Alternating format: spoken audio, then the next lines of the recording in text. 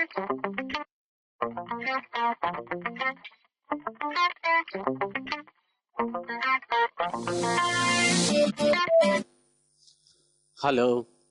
आज हम देखेंगे कि मल्टी विंडोज में अपने काम को कैसे करते हैं और मल्टी विंडोज में काम करके अपने समय को बचाया जा सकता है। अपने काम को बहुत ही आसानी से किया जा सकता है उन ऑप्शंस को यूज करके। तो आइए बात करते हैं। तो मल्टी विंडोज के लिए हम लोग व्यू टैब के विंडोज ऑप्शंस को यूज करेंगे। न्यू विंडोज से क्या होगा, अगर मैं इस पे क्लिक करूंगा तो ये इसी डॉक्यूमेंट को एक और विंडोज में ओपन कर देगा अगर हम न्यू विंडो क्लिक करते हैं। तो आइए क्लिक करके देखते हैं। मैंने क्लिक किया न्यू विंडोज पे, ये 1:2 एक्सरसाइज 1:2 इसने एक और विंडोज ओपन कर दिया। फिर से हम व्यू टैब में गए और अरेंज ऑल किया तो ये अरेंज कर दिया टॉप एंड बॉटम में। मैं जनरली जो है कि साइड बाय साइड यूज करके काम करना पसंद करता हूँ। तो ये आपकी पसंद है कि आप साइड बाय साइड यूज करें या टॉप एंड बॉटम करके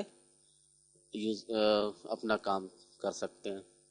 तो इससे हमें आसानी हो जाती है कि दूसरे डॉक्यूमेंट से कुछ डाटा उठाना हुआ और दूसरे डाटा से अपने वर्किंग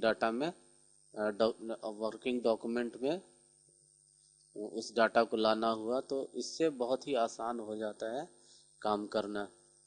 जैसे मैं यहाँ से इसको कॉपी किया,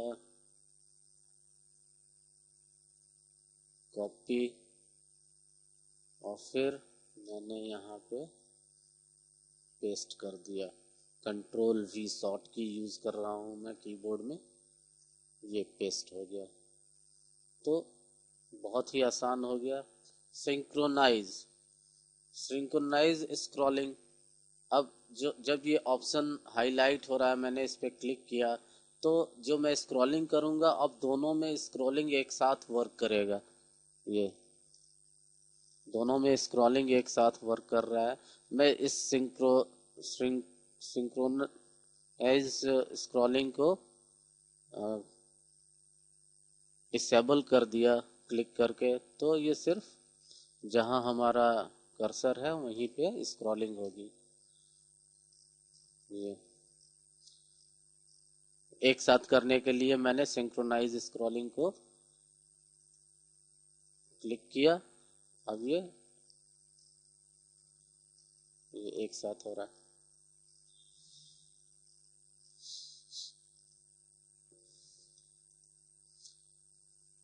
ये साइड बाय साइड, ये साइड बाय साइड अरेंजमेंट है। मैं अरेंज ऑल फिर से किया तो ये टॉप एंड बॉटम हो गया। फिर साइड बाय साइड करने के लिए साइड बाय साइड कर दिया ये। तो ये अब सिंक्रोन स्क्रॉलिंग को डिसेबल कर दिया तो ये इंडिविजुअल अब वर्क करेगा। जहां कर्सर हमारा रहेगा स्क्रॉल करेंगे तो वहां स्क्रॉलिंग होगी।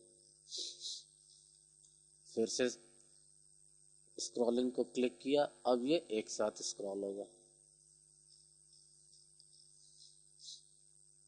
तो इन ऑप्शंस को यूज करके हम अपने काम को बहुत आसान तरीके से कर सकते हैं।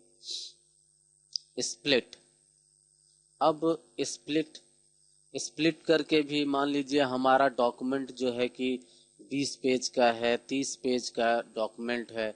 अब मुझे जो है कि लास्ट पेज के कुछ डाटा देखने हैं, उन डाटा को वहां से हटा के फर्स्ट पेज पे लाना हो तो उस कंडीशन में हम स्प्लिट करके अपने काम को आसान कर सकते हैं। स्प्लिट स्प्लिट करते ही ये मार्कर हमारे कर्सर के साथ मूव कर रहा है, तो जहाँ से भी आपको स्प्लिट करना हो आप स्प्लिट कर दिए। ये यहाँ ये स्प्लिट हो गया। तो अब मुझे ये डाटा, यहाँ से डाटा मुझे इस पेज में चाहिए, तो मैं इसको अपना कॉपी किया,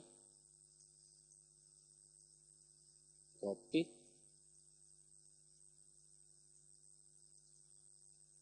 फिर यहाँ पे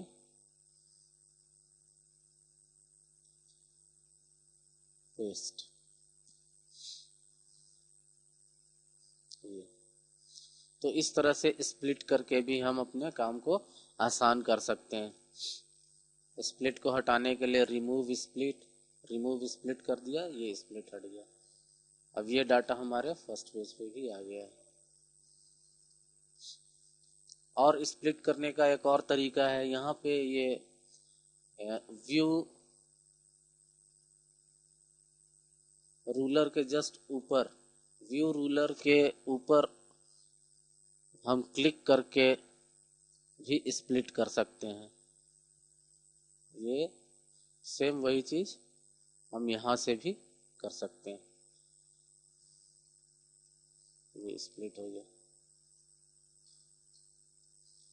तो यहाँ से भी हम स्प्लिट कर सकते हैं, रिमूव स्प्लिट। इस तरह से व्यू टाइप के विंडोज के ऑप्शंस को यूज करके हम मल्टी विंडोज में वर्क कर सकते हैं। ऐसा नहीं कि हम न्यू विंडोज में इसी डॉक्यूमेंट को हम केवल कर सकते हैं, हम दूसरे डॉक्यूमेंट को भी ओपन करके उन ऑप्शंस को यूज करके बहुत आसान तरीके से डाटा इधर एक डॉक्यूमेंट से दूसरे डॉक्यूमेंट में ले जा सकते हैं। जैसे मान लीजिए मैं दूसरा डॉक्यूमेंट ओपन कर रहा हूँ, मैंने रिसेंटली एक डॉक्यूमेंट यूज किया हुआ है, इसको ओपन कर लिया। अब दो डॉक्यूमेंट ओपन है, तो मैं फिर व्यू में गया और अरेंज ऑल कर दिया। तो ये फिर व्यू टैब के विंडोज के ऑप्शंस को यूज करके अपनी ज़रूरत के हिसाब से जो भी डाटा आपको एक डॉक्यूमेंट से दूसरे डॉक्यूमेंट में ले जाना हो तो आप कर सकते हैं बहुत ही आसान तरीके से। धन्यवाद।